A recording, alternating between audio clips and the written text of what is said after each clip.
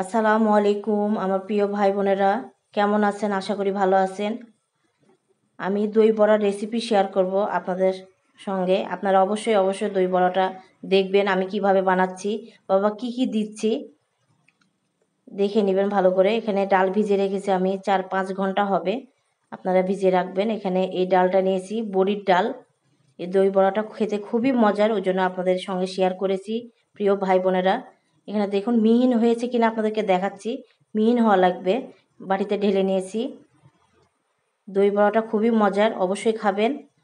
আর এখানে অনেকক্ষণ ধরে ফেটতে হবে দই বড়াটার ডালটা। পানিতে দিয়ে দেখবেন ভেসে এসছে, তখন আপনারা মনে করবেন যে বড়াটা এখন ভাজা যাবে। লবণ দিয়েছি, গোটা জিরা দিয়েছি, দিয়ে অনেকক্ষণ ধরে ফেটেছি আমি। আর তেলে ভাজার সময় আপনাদের একটা খেয়াল রাখতে হবে যে বেশি গরম তেলে ভাজা যাবে না, হালকা তেলে ভাজতে হবে। একবারে হালকা, দেখতেই পাচ্ছেন এখানে তেল কোনো আমি দেওয়ার সঙ্গে সঙ্গে তেলটা যে বুদবুদ করে উঠে ওটা উঠেনি। একবারে তেলটা দেওয়ার কিছুক্ষণ পরে আমি দিয়েছি। আপনারা দেখলে বুঝতে পারবেন আমি কিভাবে করেছি। আর কোনো কিছুতে জানার দরকার হলে আমাকে কমেন্টের মাধ্যমে জানাবেন। দেখুন আমি কিভাবে কি করছি বা আপনাদেরকে দেখিয়ে দিব।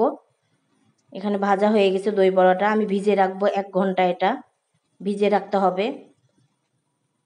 এখানে আমি কিছু চাটনি করে নেব, ধনার পাতা আর মরিচ দিয়ে চাটনি করব। এখানে 2 রকমের লবণ নিয়েছি আমি, এখানে সাদা লবণ, বিট লবণ। আর আমি টক দই নিয়েছি, আমার বাড়ির দই। আমি 2 চামচ চিনি দিয়েছি এখানে। কিনা দইয়ের চিনিটা বেশি লাগে। এখানে টক মিষ্টি এই দই বড়াটা খেতে লাগবে। যারা খাননি প্রিয় ভাই বোনেরা তারা খাবেন, অবশ্যই খাবেন।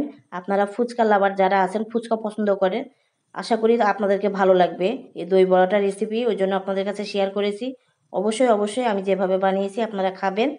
আর ভালো লাগলে লাইক কমেন্ট শেয়ার করবেন। আর ইউটিউবে যদি দেখেন তাহলে সাবস্ক্রাইব করবেন, পেজটাকে ফলো দিয়ে আপনারা দেখবেন, অন্যদেরকে দেখার সুযোগ করে দিবেন। আশা করি প্রিয় ভাই বোনেরা অবশ্যই এই রেসিপিটা দেখবেন। আমি কিভাবে সাজিয়েছি বা কি দিয়েছি আপনারা দেখতেই পাচ্ছেন। আর আমার কোনো কথাতে কিছু মনে করবেন না।